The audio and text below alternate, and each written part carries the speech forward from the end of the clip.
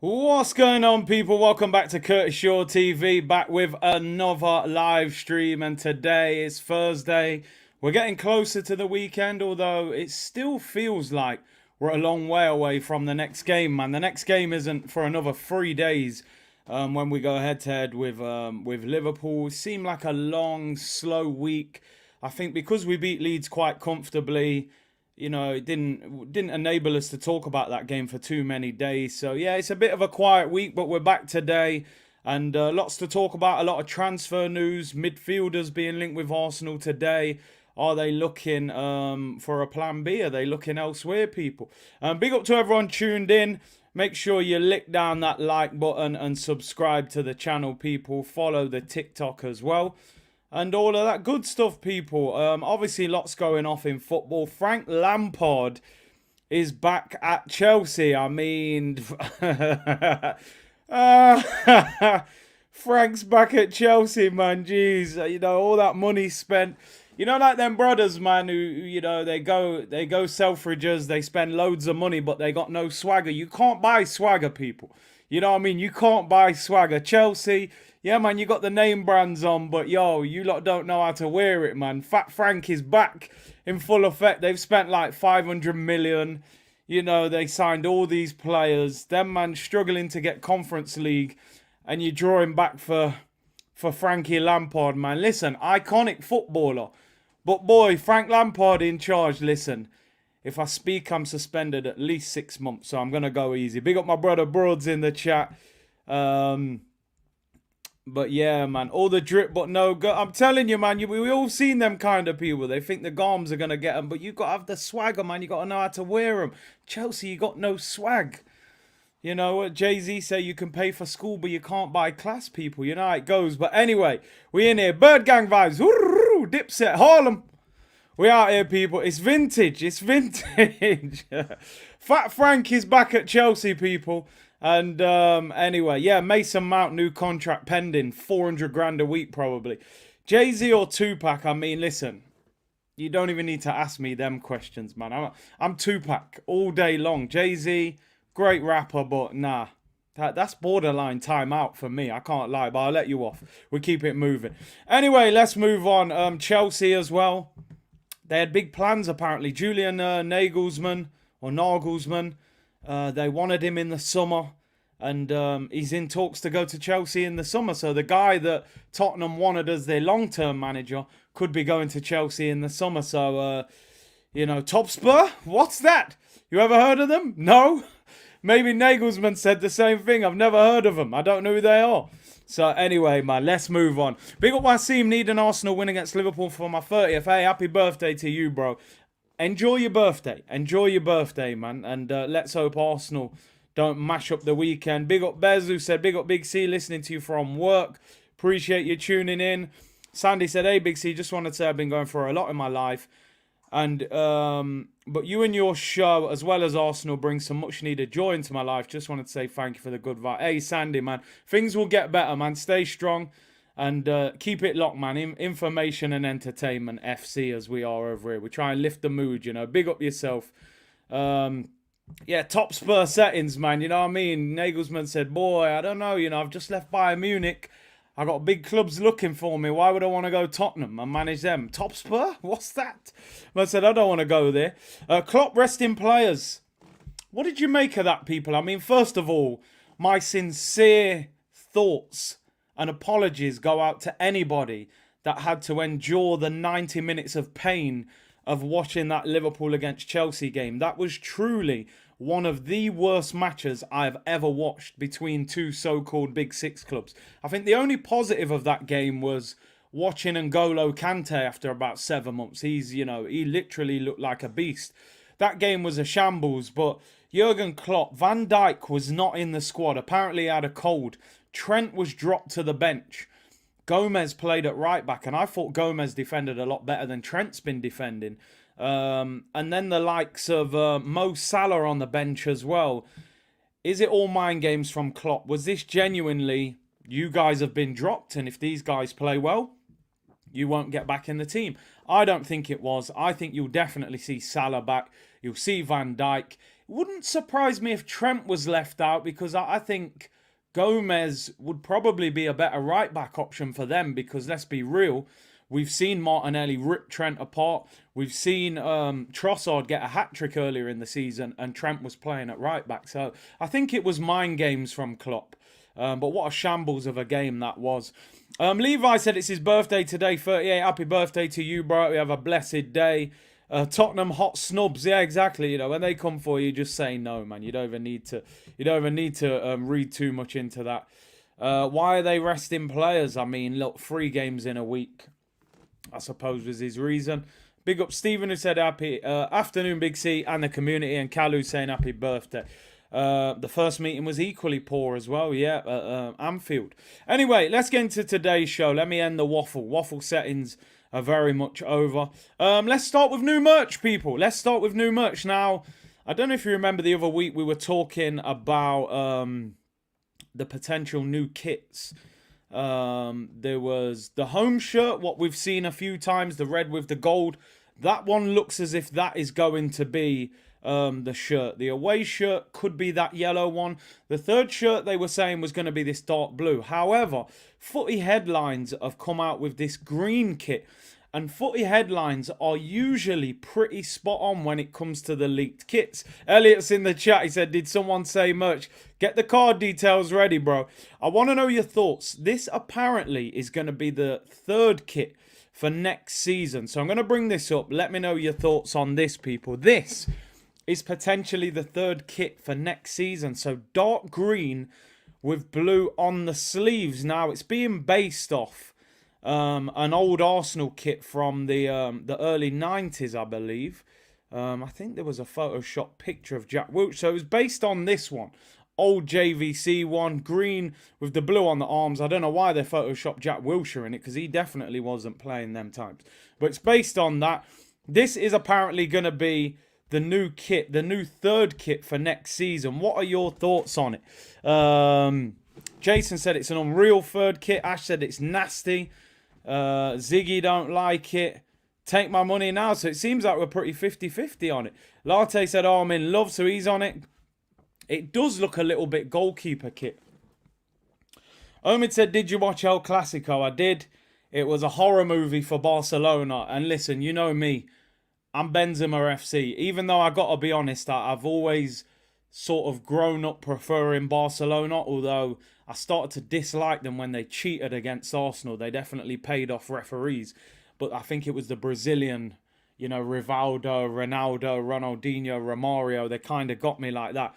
But Benzema and Vinicius yesterday, that was pure violence. And I love that kind of footballing violence. The double tap pass from Vinicius Jr., what he played, to Benzema for the hat-trick was just... Forget about it. Forget it, people. How are Barcelona top of the league, by the way? The general consensus in the chat, I feel like more of you don't like it, but some of you do like it. Adidas, please don't do it. Jeremy said he loves it. Just reminds me of spinach for some strange reason. Popeye settings, man. Popeye settings. But what are your thoughts on it? This kit is for Tierney to make him think it's Celtic. They put the green on to make him think it's Celtic. Let's get a quick poll up. I'll get a quick poll up because you seem very divided on this one.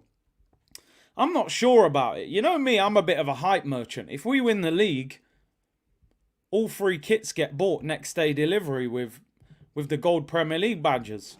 If we lose the league and Man City win it, then every kit looks horrible to me. Do you like Arsenal's new third kit in green?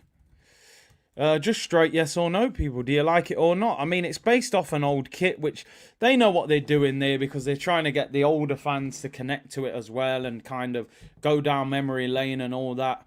But I'm just wondering if you like the colour. Big up Fitz in the chat. Hope you're well, bro. Thank you for the super chat. 1980s vibes. We were absolute trash in these shirts. Not a good vibe. So, yeah, maybe they're trying to rejuvenate difficult times for Arsenal.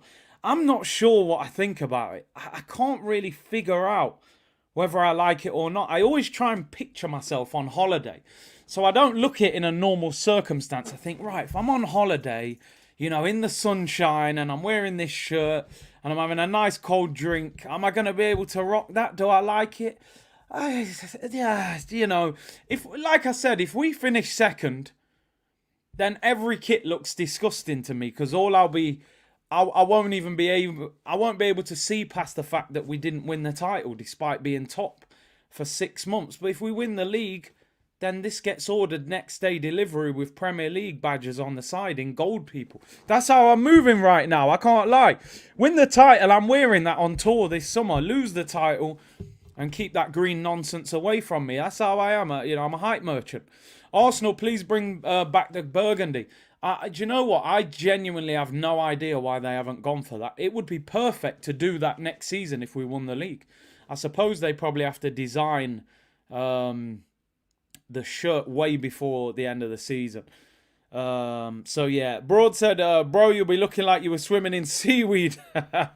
Straight out the ocean, bro, straight out. Big up from Houston. See, aren't they a bit late dropping this kit? It's past St. Patrick's Day. Don't worry, Big C, you'll be able to find a fresh Ego hat to match it. Yeah, they've always got loads of different colours. Looks more like a goalkeeper shirt, says Jamino. Let me quickly end the first poll of the day. What are you guys thinking about this new third shirt? Big up Wayne Ross, who's been a member for 15 months. Hey, Big C in the community. It's my birthday today, 38 years strong. Girlfriend got me some Arsenal merch. She said the armoury was virtually empty. Wow, happy birthday to you, Wayne. You know what? It's not a surprise to me that the armoury is empty at the moment, because the fans wanna buy all the merch. It's that time where it's good times at the moment. You'll struggle to get. I think the black shirt has been sold out for a while in like medium and large. So I'm not surprised. Let me end that poll anyway. 56% of you say no, you don't like it. 44% of you do like it. So we got a bit of a divide. Bit of a divide on the kit. Vieira might turn into Hulk if he wears the green. He needs to do something. He needs to do something. I can't lie. It's not confirmed. It's not confirmed. So you never know. But Arsenal do seem to go down this route now of, oh, let's redesign the kit based upon an old kit. So it wouldn't surprise me if they did something like this. But anyway, there we go, people. Let me not do Kroenke's work for him and start promoting the kits. Bro, if we win 9 games, we can win the league. Hey, Callum, mate. Bro, if we win 9 games, we can win the league. Oh, my days. You know what? I never thought of it like that, bro. 9 games left, you win them all, you win the league. Hey, bro, if only it was that simple. Manchester City away, Liverpool away, Newcastle away. I'm sure it's not going to be as smooth sailing as that, But I hear you. I respect it. Yeah, that's Michael Owen settings. I can't lie. That's the kind of punditry you get from Michael Owen on BT's. Well, listen, I'm not even going to do the Michael Owen voice. I can't do it. But yeah, that I never thought of that. If we win all 9, we'll win it. Didn't think of that. Do you know what? We might as well end the stream. I'll see you in 9 games. We'll be champions. Bless. I'm joking. I'm not going anywhere, people. I'm not going anywhere. Actually, 8 games wins us the league, because we're 5 points clear. We can actually afford to win 1. But that would be comment of the day. I can't lie. Just broke it down nice and simply. Win all 9 games and you're champions. Anyway, let's move on. I'm not clowning him too much. It's a great comment. Water is wet, as Latte's saying. Anyway, transfer speculation FC today. Midfielders galore being linked with Arsenal today. So let's start with the first one. Yeah, that was definitely quick maths, people. That was definitely quick maths. Michael Dapper settings. Anyway. Onana, what's my name? Onana, what's my name? Is Amadou Onana on his way to Arsenal, people? Sorry, I couldn't help but go with the Drake featuring Rihanna song. It's obviously going to be his song if he ever comes to Arsenal. But Amadou Onana wants to make the step up to a bigger club, and he's almost certain to leave Everton this summer, with Arsenal director Edu in constant contact with the midfield's representatives. Now, it's believed that Arsenal are basically looking for a plan B in case they don't manage to get Declan Rice. Now, you know my thoughts on Declan Rice. If we sign him, okay, I'll look at it in a positive way. He's 23, 24, West Ham captain. Can he go to another level if we get him? However, I'm going to be totally honest. I've always thought that Declan Rice was overrated. I think he's limited in what he can do. So I think it's important that they do look for a plan B as well. Now, Onana, for me, what I like about him, the man is an absolute tank. He's a beast. 6'5", 21 years of age. He bullied our midfield when we went to Goodison Park, even though Partey came off during that game. So, you know, he didn't have the general in there for most of the game. But apparently Arsenal and Chelsea approached Everton to sign him in January. He made an agreement with Everton that, look, out of respect for the club, I'm going to try and keep Everton in the league and leave in the summer on good terms. Now, Everton paid £33 million for him, which I wasn't aware that they'd actually paid that much money for him. However, I don't know if anybody's seen these reports, but Everton are being investigated about a transfer that happened this season where they could be getting fined and even points deducted for next season. So apparently they are prepared to let Onana go, even if they stay up. They're looking for around 50 to 55 million pounds. Is he worth that much? I think what they're looking at is, look, Declan Rice is going to cost you 75, 80 million, even with a year left on his contract. Unless West Ham get relegated, you might get him for cheaper. Caicedo is the other one. We know that Brighton are not going to let him go cheap. They are, you know, we offered 70 million and they said no. So at 50 to 55 million, he's a lot cheaper option. Maybe 20 to 25 million cheaper. I suppose the issue with signing him is, can he play in that role that Granit Xhaka plays in? Because it's all right signing a player like him, but what role do you play him in? Is Onana and Partey a better midfield than Xhaka and Partey? Now, initially, most of you will think, oh, he's better than Xhaka. But we all know that sometimes two better players don't make a better partnership. So can he play in that role? Personally, I would take him anyway. I think 6'5", 21 years of age, an absolute monster. Thomas Partey's 29 and he's been injury prone. So even if he doesn't play in that role, it's still somebody that I would get in. As I said in the summer, for me, I would be getting rid of El Neni. I would get rid of Lokonga. So that then leaves you with Partey, Xhaka and Jorginho, and then I think you go and get two new centre mids. So if you got maybe an Onana or Declan Rice as a 6, and then you get a more attacking midfielder as well. Big up my bro Akeem in the chat, said he's not technically good enough to play in that 8 role. I mean, he's only scored 2 goals in all competitions this season.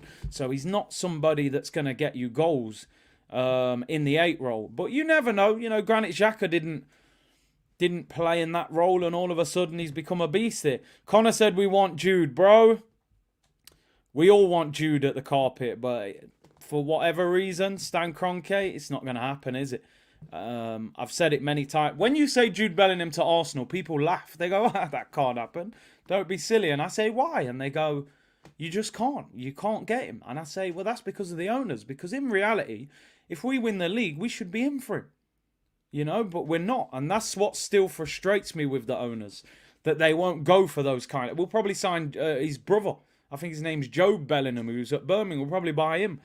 Why aren't we in for Jude? Listen, it's down to the ownership, innit? It's down to the ownership. The owners won't drop 100, 120 million on him. That's the problem.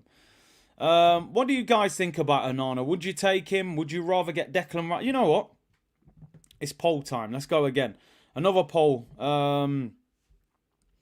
So we're being linked with 3 what I would call more defensively minded midfielders. They are Caicedo, Declan Rice, Onana. Who would you rather get out of those 3? Which midfielder would you prefer for the 6 role?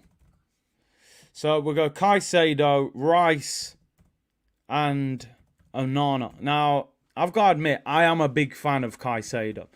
I think he's like a regen Kante. The only thing I've never really liked about him is he is a bit small, but he is a beast as well.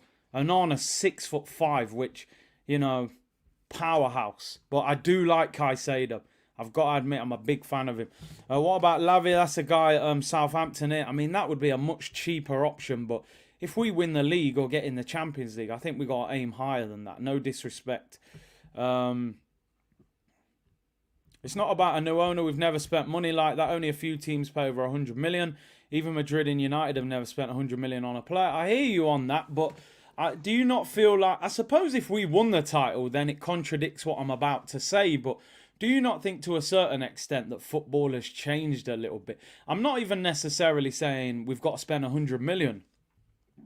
Man City, I mean, City spent 100 on Grealish. I think United's highest is Pogba at 90 and Antony at about 80. But when you look through those teams, there's more players at 50 and 60 and 70, you know. You look at Man City, they got Grealish at 100. They got Haaland cost 65. Diaz cost 65. You know, there are a lot of players that have cost 60, 70, you know. We've only had one player that's cost 70 million, and that was Pepe, and that didn't work out. Rice is good, but we could sign better. Rick said Declan Rice, one of the most overrated players in the league. He's looked like crap most of the season. It's hard, isn't it? Because sometimes a player becomes the level of the team around him. And West Ham are poor at the moment. You know, they're in the relegation zone. They got battered last night by Newcastle. A lot of West Ham fans say to me, look, if Rice goes to a better team, he goes to another level. So it's always difficult to tell. It's just when I watch him play, I look at him, I think he's got a very good engine. He gets about the pitch. He can tackle. He wins headers. He plays decent passes, but I don't think he's great on the ball. I don't think he's a great passer of the ball. I don't think his shooting's great. I don't think he's that quick. So I feel like Declan Rice is not great at anything. I think he's just an all-round hard worker that you would put him in there with a good ball player. And then obviously the numbers that are being mentioned, 80 million and massive wages, I'm not sure. I'm honestly not sure. If we get him, I'll overhype him. Shamelessly, I'll overhype him, but we'll have to see. We'll have to see. The fact that we went all out for Caicedo in January makes you think surely Arsenal will go back in for him as well. Not sure what exceptional attribute Rice has. Caicedo is relentlessly mobile and defensively aware. Onana is physically dominant and can imagine Arteta moulding him into a Yaya. Rice, I don't know. And that's the thing, innit? Sometimes you look at a player and think, okay, he's this player now, but what can he become? Because let's be honest, Arteta has made Xhaka look a far better player, which I never thought Xhaka could look any better than what he'd looked. And with Declan Rice, it's like, what is his role going to be? Like you said, you know, Caicedo covers so much ground, and Onana's a beast. But it'll be interesting. I still personally think Declan Rice is the top target. KV said, has to be Onana, Curtis. We've always had nice guys in the midfield. The opposition team need to see that enforcer and know it's going to be a long day. And I'm telling you now, like, the only problem, I'll be honest, when I've spoke to Everton fans and done previews and stuff, a couple of the Everton fans, they say that Onana is a camera merchant in the fact that they say he plays well when Everton are like on Sky and they're playing against a big team and he knows the cameras are on him, you know, he'll turn up. But they say on a regular week where they're playing like Southampton at home, he doesn't do that much and he's not great on the ball. That's what I've heard from Everton fans before, but we'll have to see. We'll have to see. But listen, 50 million quid, 21 years of age, it'll be interesting. It'll be interesting. He's a beast as well, that is for sure. Big C, you know we eating rice this summer, says Blair. Yeah, listen, I personally think that Declan Rice is the one that we go for. In terms of, not me, in terms of who the club are going for. I think they want Declan Rice. He's English, he's a leader. They're talking about how well he trains, you know, the availability, the fact he hardly misses any games for West Ham. He's a captain. He ticks the boxes of what Mikel Arteta likes in terms of temperament. He trains well, all of that stuff. He's friends with Saka. I think they'll go for Declan Rice, but obviously they're going to look for alternatives.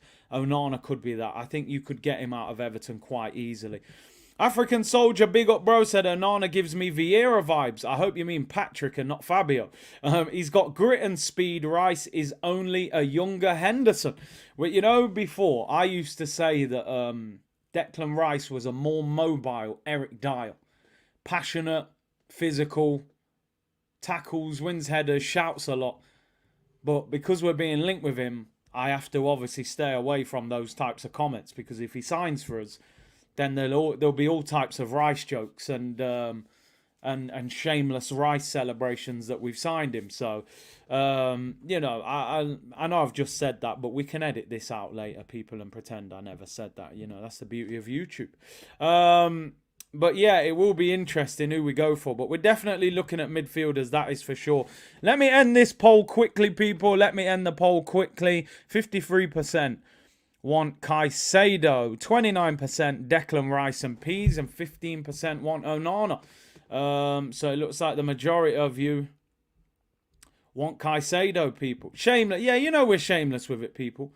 If we don't sign them, they're rubbish. If we sign them, they're world beaters.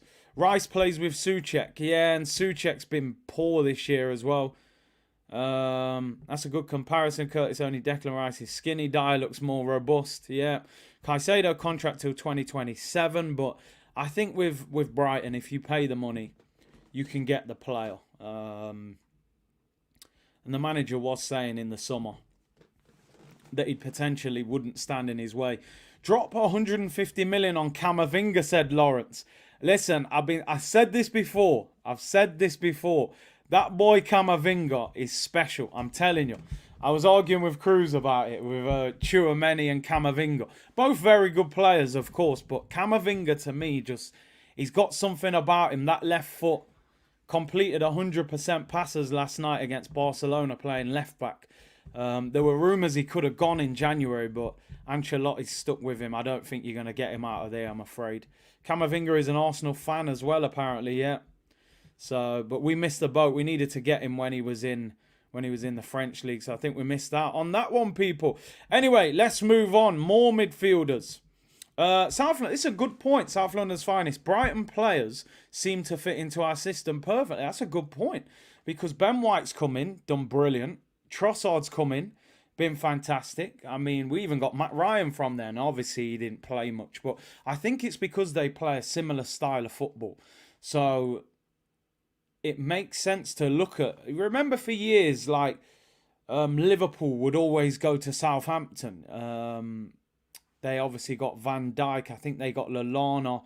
I'm sure there was someone else, but there was kind of a thing going on. I think they got Lovren from there as well. Klein went there because the system was similar. So you make a good point there. You make a good point. Let's just raid Brighton, but they've got some good players there, but they won't be cheap. That is for sure. Anyway, speaking of Brighton, that leads me in nicely to the next story. That's it. Sadio Mane was the one that Liverpool got from Southampton as well. That was like their feeder club for a little bit. They just used to raid Southampton, who were just bringing through all these quality players. But the next player we're being linked with is a Brighton player, and I want to know your thoughts on this guy, because I'm going to be honest. I think he is a very, very good player, and that is Alexis Mac Allister. According to reports, Manchester United, Liverpool and Arsenal all have a serious interest in signing Alexis Mac Allister in the upcoming summer transfer window, with two of these clubs already negotiating a move with his agent. According to the report coming out of Argentina, it is Liverpool and Arsenal who have approached his agent about a potential move. Now, I'm going to be honest. I think he's a very good player. Honestly, I think he's got. I'm going to be honest. He's better than I thought he was. Before the World Cup and this season, I thought he was just a bit of a hard worker. He's talented for me. Honestly, I think he's maybe not the most glamorous. You're not going to rush to the Emirates to print his name on the back of your shirt.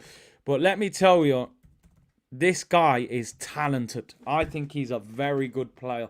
24 years of age. Hard work. He's got 8 goals this season. Listen, honestly, for me, I think he's got massive potential. Say Ricky Lambert. I forgot about Ricky Lambert. Another one that Liverpool signed. But yeah, Alexis Mac Allister. Now, again, apparently they want 50 to 60 million pounds to let him go in the summer. But I do, as you're saying here, I think in that 8 role on Xhaka, where Xhaka's playing, I think he could play that role very well. He's got technical ability. He can pass. He can shoot. He's got pace. Aaron Ramsey regen. That's a good comparison, you know. That's a good comparison. Similarities, I would say. And not bad for a fake Argentinian. Man said he's a Scottish Argentinian. But listen, I think he's a very good player. Very good. I think he's underrated massively. I think at Brighton, you know, it was Trossard, it's Caicedo, it was Basuma. They're the guys that get spoke about. I think this guy goes under the radar. I think he's a very good player. 24 years of age. If you're playing for Brighton, centre midfield, you got 8 goals, he's probably going to end up in double figures. If you're doing that at Brighton, what can you do at Arsenal? So for me, I'm going to be honest, if Arsenal were to go for him, I would be in support of that deal. I think he's very talented, very techie, and it just depends on the price though. That's the problem. If they start saying 60 odd million and things like that, maybe it's a bit too much. A said Rice won't be good as Partey. Won't be as good as Partey, but not sure who will.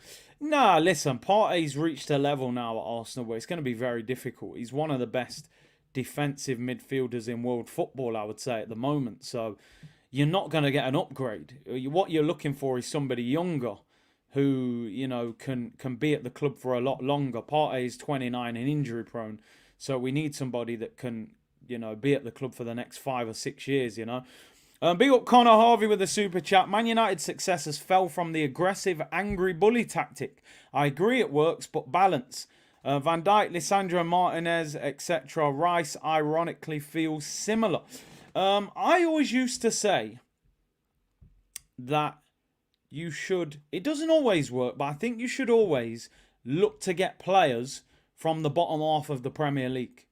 Because if you look over the years... How many players that... I know Man United used to do it.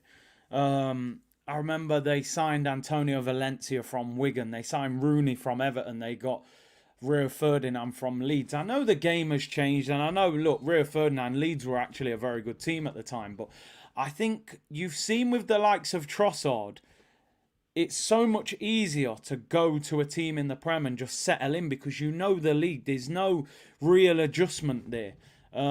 And I think Arsenal should start doing that. You look at the bottom half of the table right now, and you look at some of the teams that are down there, even if they don't get relegated, players are going to be unhappy. So, I mean, at the moment, you've got Southampton, bottom of the league, maybe. I mean, I wouldn't want Ward-Prowse, but some clubs would take him. Leicester, you would probably take Maddison. You look at Everton, you'd take Onana. You look at West Ham, you'd take Declan Rice. I think some clubs would take Jared Bowen. There are players down there. Zaha at Palace. All right, Zaha to Arsenal. I think that ship has sailed. You got Ruben Neves at Wolves. There's some good players in the bottom half of the Premier League where you could go to them clubs.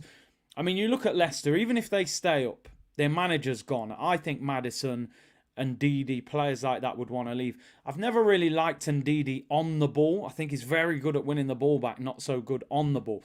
But there are a lot of good players in that bottom half of the Premier League that would improve. Even Chelsea, you know, even Chelsea people, they're in the bottom half. I'd take a couple players off Chelsea. They're 11th. I had to sneak them in. There was no way I was going to let them get away with that. Yeah, there's a good few you'd take off Chelsea, that's for sure as well. Nonto at Leeds, yeah, he's been a live while. Yeah, listen, even I've given up on Zaha. We know it ain't happening no more. Harvey Barnes would go to most clubs. Listen, as a squad player as well, Harvey Barnes, you know, we know the English tax and all of that. People would take him, left wing, right wing. There's players down there that you could go and get that would improve your team and improve your squad. Quite easy to negotiate these deals as well, is what I'm saying. Big up CDO5 for becoming a member on the channel. Really appreciate it. Next member stream will be at the start of next week. We'll do it after the Liverpool game on Sunday. And big up to Kay Alexandra for becoming a member as well. Links in the description if anybody wants to join the channel. So big up to everyone who is a member and who's become a member. Lavia, Madison, Nonto and Justin Bieber. Yeah, man, Bieber's stuck at Chelsea, man. He's going nowhere. We're one injury away from Partey playing at right back. It's crazy, isn't it? Well, we just got to hope that that the boy Ben White stays fit the whole season. Nimbo said, if I hear Zaha's name one more time, I'm unsubscribing.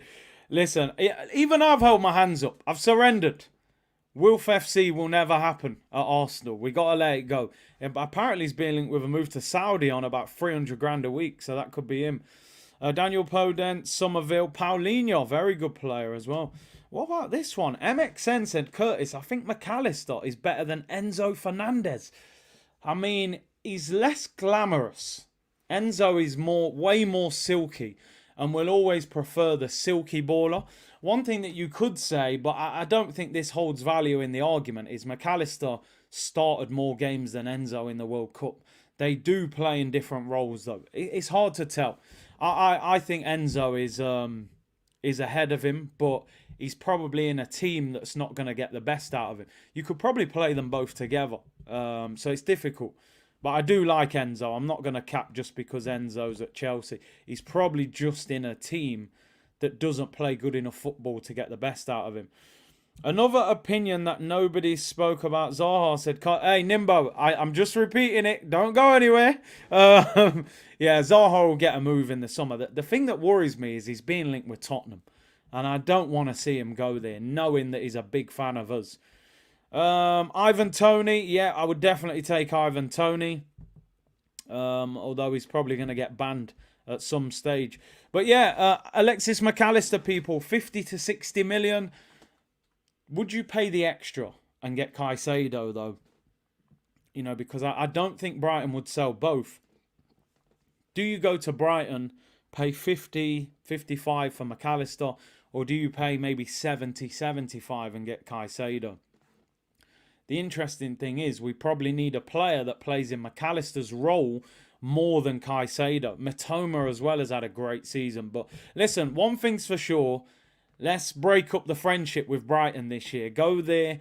Go and get one or two players off them. Because, you know, Matoma, Caicedo, Mac Allister, there's ballers there that, you know, should be getting bought. So, Alexis Mac Allister being linked with a move to Liverpool and Arsenal. Although, to be honest, the main headlines are linking him with Liverpool as they're saying that Liverpool feel that they're now losing the race for Jude Bellingham and Mac Allister could be an alternative. I mean, that's a big drop-off, man. Hyping up your fans to make you think you're getting Jude Bellingham and then getting Mac Allister. Even though I do rate Mac Allister, you know, that's a big downgrade. That's like your mum telling you you're having pizza for dinner and you think you're getting a Domino's stuffed crust and you realise you got a small cheese and tomato frozen pizza from Co-op. I mean, it is pizza, but it ain't the kind of pizza you was expecting, you know. So, yeah, man, Liverpool fans, you might have to be patient this summer. Anyway, you know, it's like getting the Adidas tracksuit, then realise there's a stripe missing and you've got a Tesco 2-stripe Gola tracksuit, you know. They were tough times at school, man, when they realised there was only 2 stripes there, not the third one. Anyway, let's move on, people. Let's move on. Big C, don't you think our spending this summer is somewhat hindered by the amount of loanees we've got coming back, which I'm sure Edu will be struggling to get rid of? 100%. And do you know why, Wasim? Because our wage bill is going to go through the roof because we're bringing 11 players back from loan. So we're going to have to pay their wages from June the 30th.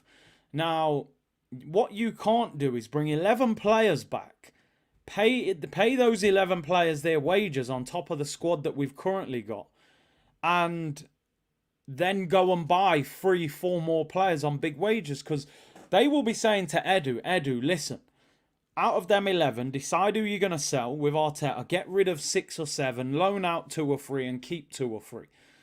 And until he gets rid of some of them, our wage bill is going to be too high. So we could be hindered. Unfortunately, and I hate to say this, I think a lot of Arsenal's business this summer will be done late in the window, because I don't think we'll be able to do too many big signings until we offload at least 2 or 3 of them players. Nuno Tavares, Sambi Lokonga. There's so... Even Renarsson's out on loan. You know, Pepe's going to come back 130 grand a week. Unless you get a deal done quickly where you know now that he's leaving, I think we will be hindered a little bit. CDO5 said, Big C, you mentioned Aaron Ramsey. I bumped into him in Monaco earlier this year. He honestly looked emotional when I asked him about his time at Arsenal. What did you think of him? I'm going to keep it a book, right? I'm going to keep it a book.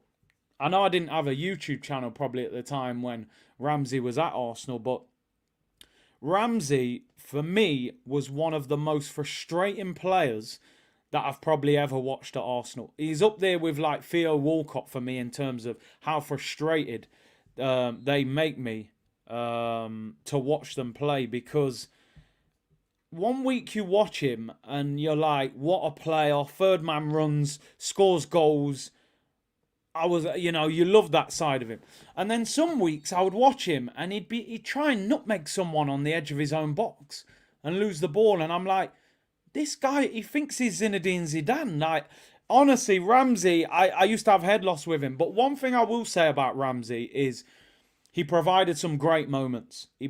Scoring that goal in the FA Cup final, Tottenham away at Wembley, when he scored and shushed them and all that. He's had some great moments in an Arsenal shirt, and that season, was it 13-14? I always forget. At that time, I was like, this guy's going to be one of the best goal-scoring midfielders in Europe. He didn't quite build on it. Where I don't feel sorry for Ramsey is he rejected the new Arsenal contract. So it's all right being emotional in Monaco because you probably wish that you didn't leave Arsenal, but he didn't take the new contract. He rejected the contract to go to Juventus, which they offered him crazy money. And I don't blame him for leaving, but stand by your decisions, bro. You went there because they gave you a big bag. It didn't work out. Don't cry about it. You're a rich man. You're chilling in Monaco. So it's one of them. He was a good player, but frustrating. Scored some absolute belters for us as well. That's what I'll give him. His volley against Liverpool at the Emirates, yeah. I remember that goal. And yeah, scored in the cup final. So yeah, I'll always... he's a bit of a cult hero, I would say, Ramsey. He's a cult hero. He's had some big moments. Definitely a clutch player. But very frustrating at the same time. He didn't reject it. It was taken off the table. But the story was that they offered him a contract. And he obviously, because he had the Juventus contract, he used that as leverage to Arsenal to say, look, you're offering me this, but Juventus are offering me this. So you've got to get close to that. Otherwise, I'm not staying. And then Arsenal retracted their offer. Now, I don't actually blame him for doing that, because I would do that. If you're in a job now and you're on £12 an hour and somebody offers you a job at their place on £17 an hour, you're going to go to your manager and say, well, I want a pay rise. They're offering me more money. So what I'm saying is, I don't mind the fact that he left. You went to Juventus for crazy money, but don't cry about it. Own it. It is what it is. But anyway, would you swap ESR for Macallister? Do you know what? I'm going to stick by ESR. I can't lie. I know a few fans have started to say, ESR. I'm not going to give up on ESR. He's had 1 year of being injury prone. I still think ESR has got a big future ahead of him. I think the club are just managing him through this season. I think give him a full pre-season, and I think he's back next season. ESR. I just think he's had a bad year. For some reason, the injuries have come out of nowhere. I'm going to back ESR. I'm going to back him. I'll give him 1 more year before I start getting headlock. Are you fit, bruv? Maybe I'll ask him again this summer, and we'll see. Did you like Podolski at Arsenal? Again, frustrating player. His left foot was like an absolute sledgehammer. One of the sweetest left foots I've probably ever seen at Arsenal, but up front didn't score enough. On the wing, didn't have the work rate, so he was kind of in between. He would have probably been ideal if we played 2 up front. Bit of a cult hero as well. The fans loved him. Hernandez centre mid and a winger. Then predictions, and who says... so you're saying Hernandez at left back, get a centre midfielder and then a winger. I would love... Imagine if we got Hernandez at left back, centre mid, get maybe a Caicedo then, and then a winger, go and get like a Leroy Sané, or... I think ideally they want somebody that can play on the right as well, because they want somebody that can, push Saka. Saka doesn't really have any competition out there. You have your window like that, we're cooking, and then you get a couple of squad players. Did you like Eduardo? One of the best finishers I've seen at the club. Injuries ruined him. I rated BFG. See, I wasn't a big fan of Mertesacker. Bit of a cult hero, but I didn't rate him. He read the game well, but 200 million needed. Yeah, as I said, this needs to be our biggest transfer window ever. Curtis, are you letting the clip off on Ramsey kicking down the door? Yeah, listen, I'm just saying as it is, bro. The man's nearly in tears, but you wanted to leave. You went for the bag. Just own it. Just own it, man. It was a good bag to take. Leave ESR alone, he will put in the work. Nah, trust me, man. ESR, I'm giving him another year. Definitely giving him another year. Yeah, we need a right back. We definitely need a right back as well. What do you think about bringing back Gnabry? I don't think it happens. Signed a new deal in the summer, 4 years. I think that ship has sailed. I think Sané's the one that we could more get out of Bayern now. He wants to come back to England by the sounds of it. Ramsey's North London derby goal at Wembley. This is my Everton pitch. Also, that Podolski goal is the last time we won at Anfield. The last time we beat Liverpool at Anfield in the league, Mikel Arteta was playing centre mid. Put that into perspective, people. He's now our manager and he's in his 40s. It's time to end that record. Records need to be broken. And that North London derby goal at Wembley, I love that. I love that from Ramsey, man. He owned Wembley. Sané is terrible at Bayern now. He has no work rate. Can we revive him, though? On one hand, I look at it and say, okay, the fans have accepted Jorginho at 31 years of age when he's past his best. Could we get something out of a 26, 27-year-old Leroy Sané? I still think we could. Stoney said, thoughts on Osimhen, Big C, if money was no issue. It's a no-brainer, isn't it? It's a no-brainer. You wouldn't find many Arsenal fans out there that would say no to Victor Osimhen. I think we'd all take him, but Edu can't negotiate with Napoli, man. It's not going to happen. It really isn't. I'm not so worried about playing Man City on the big pitch, but I am nervous about the Liverpool game, bogey ground, because the pitch is small. Right, let me move on. I've got a couple other bits to talk about, and then we will look ahead again to that Liverpool game, because do you know what? I've changed my mind a few times on that front three and what we should play. Now, apologies in advance before I start talking about this guy, because this guy's name just annoys me now, because we've spoken about him for about a year, but Yuri Tielemans, remember him? He's had a shocking season at Leicester. He had a shocking World Cup for Belgium. His pace has gone horribly. I mean, he wasn't that quick anyway, but anytime I've watched him play this season, he looks like he's got a caravan on his back. He genuinely can't run. But according to Football 365, which isn't a great source of info, they're trying to say it looks like Yuri Tielemans is Arsenal bound as talks begin. But is the Belgium good enough to break into Mikel Arteta's midfield? Now, the way I'm looking at it is, I think Arsenal need two centre midfielders.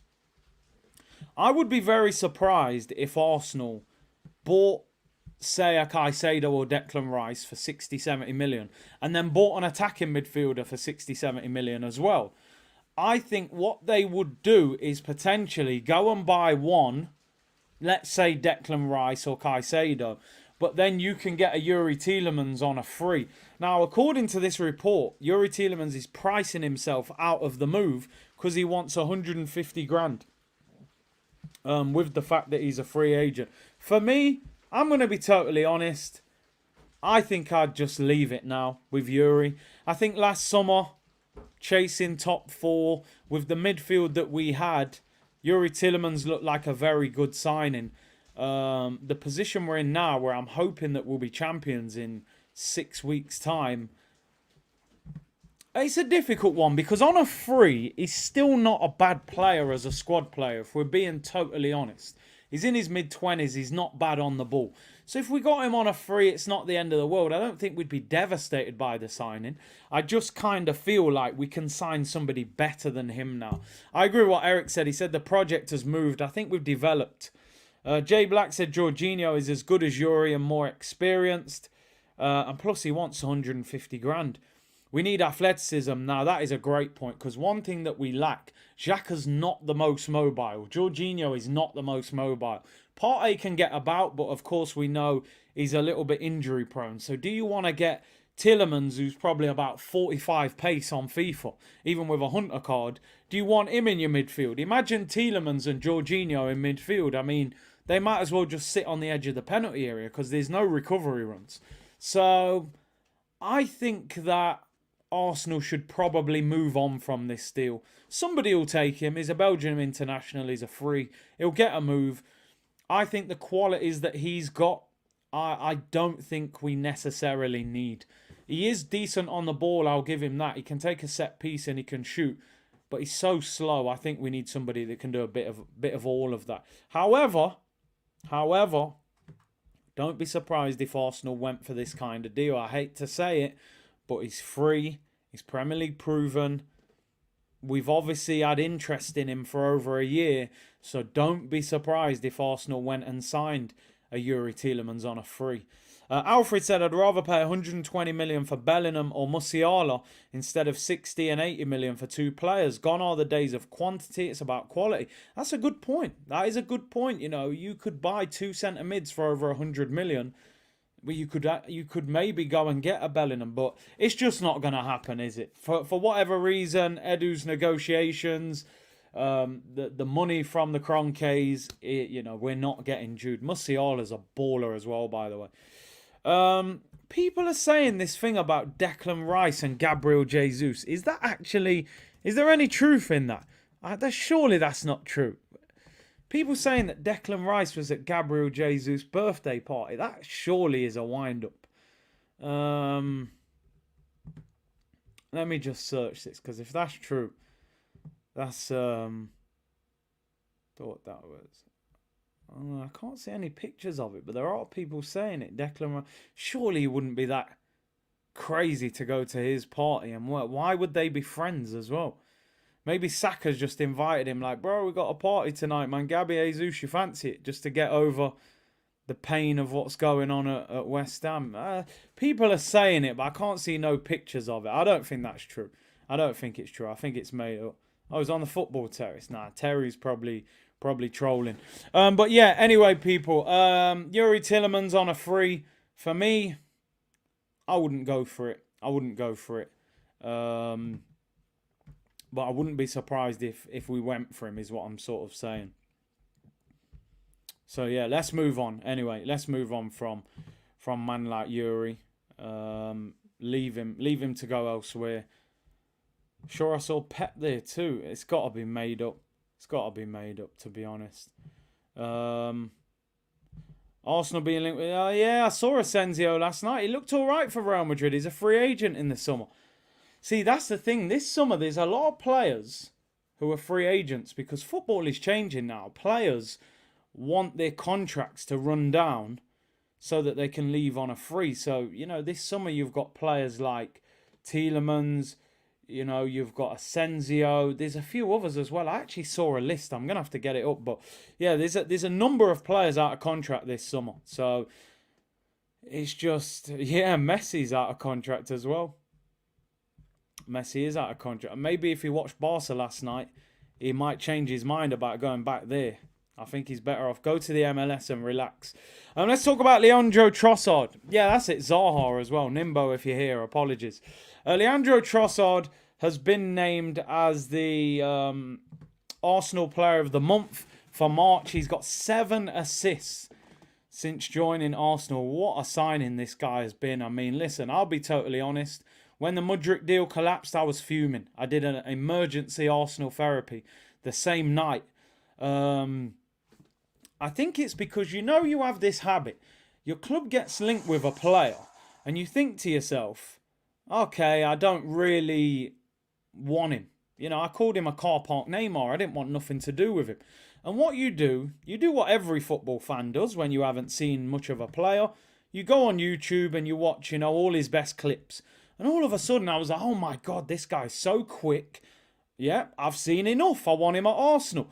And then you look at it and you think, actually, Trossard is a far more developed player, far more mature.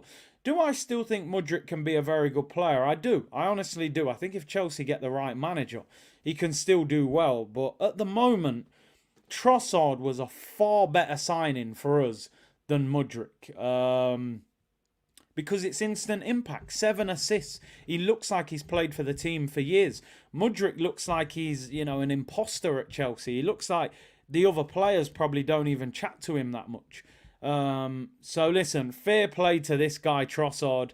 His decision making, like you said, his ability to pick out that final pass, £20 million. I mean, for the fact that Brighton are usually very difficult to get players off, the fact they allowed us to sign Trossard for 20 million, who I actually think was their best attacking player. I'm not just saying this because we signed him, but when we used to play Brighton, he was the player in their front three that I used to think you need to stop him from scoring. So what a transfer this has been. And do you know what? I'm going to be honest. I've changed my mind about 3 times this week about who I believe we should play left wing on Sunday, because the way I've looked at it, on one hand, I'm like, you can't go to Anfield and lose possession cheaply. That makes me think you go with Trossard instead of Martinelli. But then on the other hand, I'm like, Liverpool will probably dominate the ball because they're at Anfield. Their fans will be fuming because they've had a bad week. We're going to probably hit Liverpool on the counter-attack. Martinelli probably suits the counter-attack more than Trossard. So do you play Martinelli? Martinelli's got 6 goals in 7 games. He's ripped Trent a few times. But then Trossard got a hat-trick the last time he played at Anfield. I genuinely, I don't envy Mikel Arteta having to make that decision, because I don't know. I don't know. You also got to look at it. Trent didn't play against Chelsea the other night. They played Joe Gomez at right back. Joe Gomez had a pretty decent game. So if we're thinking, let's play Martinelli to rip Trent, but then Gomez plays, does that change the dynamics as well? I genuinely don't know who I would play out the two of them. I've literally got no idea. You could flip a coin. Whoever it was, I would say, fair enough. There's no problem. I'm kind of, I don't know. Earlier in the week, I said Trossard. Then I sort of said Martinelli. Now I just don't know. I don't pick the team anyway. Big C, Trent won't play. They'll play Joe Gomez. So let's play Trossard, said Obi.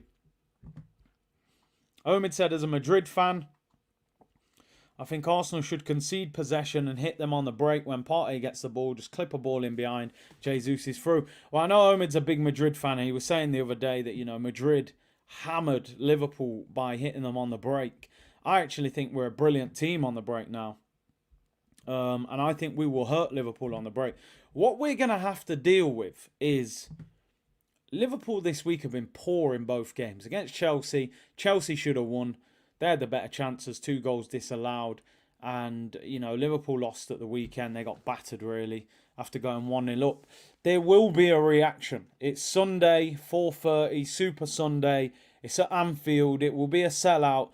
If they lose that game, I would say top 4's done for them. They're finished. They're hanging on by a thread at the moment if they can win a few games. They have had a hard run. City, Chelsea and Arsenal is a very tough week.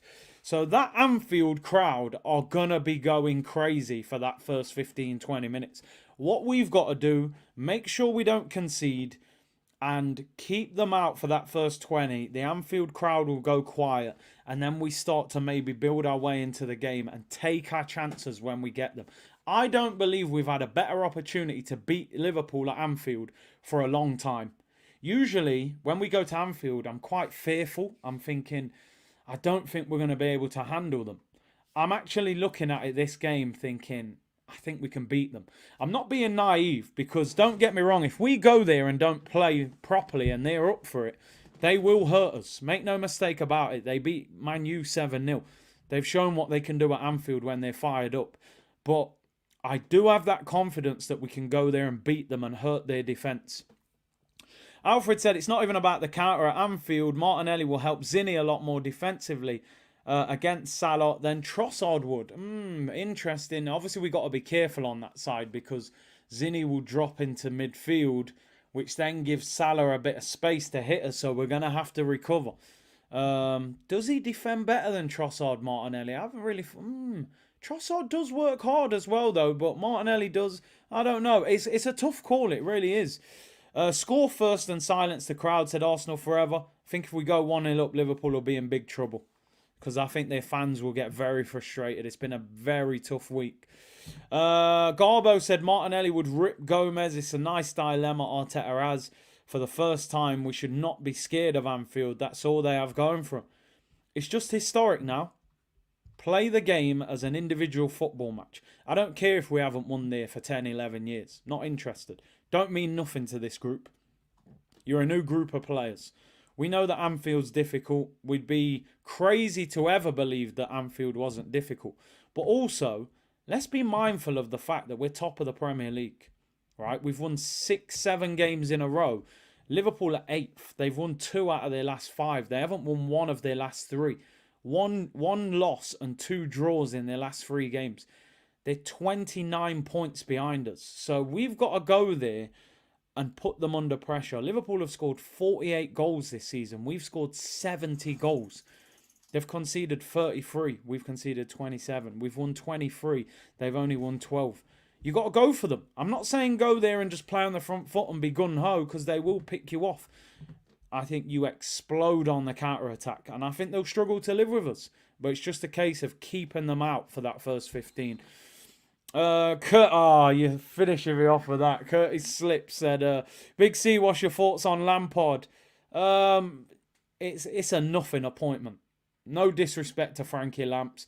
Iconic player for them at Chelsea, but it's a nothing appointment, really. But it's not going to do anything. They're not going to get Champions League. I don't know. They've probably just bought him in for vibes. I'm not sure. I don't think much about it. Elliot said, when we've won the title, we've won at Anfield. Exactly. Arsenal forever. You just know Liverpool will turn into prime Barcelona against us.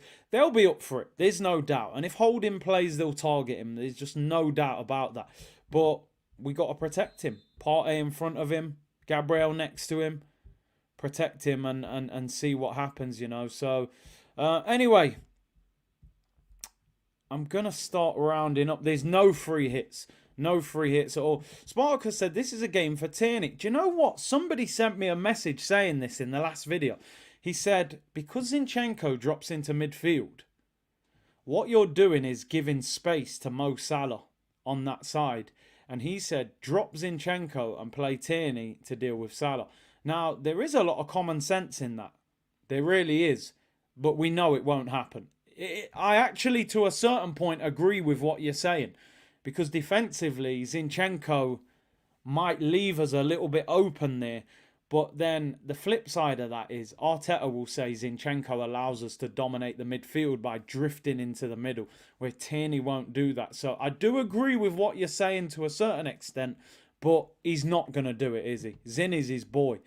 And yeah, sometimes you do. You have to play to your strengths rather than worrying about theirs so much. Let them worry about us. Let's finish off with the table. And I'm zooming in, so if your team do not end up on the screen, my apologies. I've just about left Liverpool on the screen in 8th. Chelsea, I refuse to accept the cookies. And I won't be looking at teams in the bottom half of the table. So as you can see, Arsenal top of the league, 72 points. 8 points clear of Manchester City. They still have a game in hand. That game in hand is actually against Brighton away. So it's not an easy game that for Manchester City to even win that game in hand. Although we do know, if anybody saw that Haaland is back in full training now for Man City. So he will be playing for them this weekend. Doesn't make much of a difference. They just slapped Liverpool 4-1 with no Haaland, which shows the kind of strength and depth they've got. But we're the informed team. We're actually the best team in the Premier League on form at the moment. 5 straight wins. I think it's 6 or 7 wins, in fact. But Man City is 4 wins and a draw in the last 5. We've just got to keep doing what we're doing. I'm going to be honest. This weekend's game for me, I think, is one of the biggest hurdles in Arsenal's attempt to win the title. There's no doubt that Man City have got an easier fixture list than us. We've got to go to Newcastle, Man City and Liverpool, and we've got to play Chelsea and Brighton at home. That's 5 of our 9 games are very difficult, really. Even though I think we can beat Brighton and Chelsea at home, I think out of that Newcastle, Man City and Liverpool, we've potentially got to win maybe 2 out of those 3 to secure the league. You've got to go away from home and beat big teams if you're going to win the title. That's the reality of the situation. So this, for me, is one of the games where I'm like, do you know what? If we're going to be champions, this game needs to be won. Arsenal have to go and beat this Liverpool team. We can't talk about history. I don't care what's happened at Anfield for the last 5 years, 10 years, 11 years. This Liverpool team is vulnerable right now. We are the best team in the league. Go there, make sure you defend properly, and hit them on the break. And make life difficult for them, you know. So, yeah, as I said, for me, I think we've got to beat this Liverpool team. I think we've got to beat them. It takes a little bit of pressure then off the game against Manchester City. We can afford to draw with Man City. That's the thing. We can afford to draw that game as long as they don't gain any points on us. This is a must-win. If we win this game, I will start to seriously believe. Because I'm going to be totally honest, and I've said this before, I'm still very hesitant to say that we're winning. I think we've still got massive hurdles. I hope and I want us to, but if we beat Liverpool, then I'll be saying I'm really starting to believe it's going to happen. Don't ignore it. Stand up if you hate Tottenham. I can't ignore it. I didn't see it before, but I've seen it then, so I have to stand up. Brighton fixture's been changed now, apparently. Let's have a quick look at that before we get out of here. Obviously, I think the last 3 Premier League games are all set for 3 p.m, so they'll all be moved. Arsenal versus Brighton has been moved from Saturday the 13th of May at 3 p.m. to Sunday the 14th of May at 4:30 p.m. and it will be live on Sky Sports as a Super Sunday game. I think we play Forest the week after. That game will be moved as well because obviously we'll be so close to maybe winning the league. I think every Arsenal game will be on TV between now and the end of the season. Apparently Salah and Jota have not trained with Liverpool today. I wouldn't look too much into that, if I'm being honest. They've had a tough week, a lot of travelling. I wouldn't be surprised if they're just being rested. I'm just reading here. So Virgil van Dijk returned to training today after 2 days out with a cold. Luis Diaz and Thiago are back in full training. Mo Salah, Jota and Joe Gomez were not spotted in training this morning, but that could purely just be to rest them. So I wouldn't get your hopes up with that one, people. It's going to be a tough game. Make no mistake about it. Anyway, people, nice to be top of the league. Still 3 days until the game. Tomorrow will be press conference reaction with Mikel Arteta. We'll really get the team news. We'll find out if Saliba is fit and available. Obviously, the Sun were announcing at the start of the week that he wasn't going to be available. But let's hope Arteta gives us some good news. We'll pick our side tomorrow. We'll chat through any other transfer news. And we'll look ahead to the game on Sunday. A massive, massive game in our Premier League season and our title race. Marty said, some nights I look at the table in bed just before closing my eyes. It helps me sleep like a storybook. Is that wrong? Listen, who needs to count sheep? Look at that table and get yourself a good 8 hours sleep. That's a good way to end the show. Big up Marty. Thank you very much for tuning in, everyone. 2,000 of you in the chat. Like the video, subscribe to the channel, follow the Curtis Shaw Clips channel, follow the TikTok channel, and I'll see you all tomorrow, people. Bless.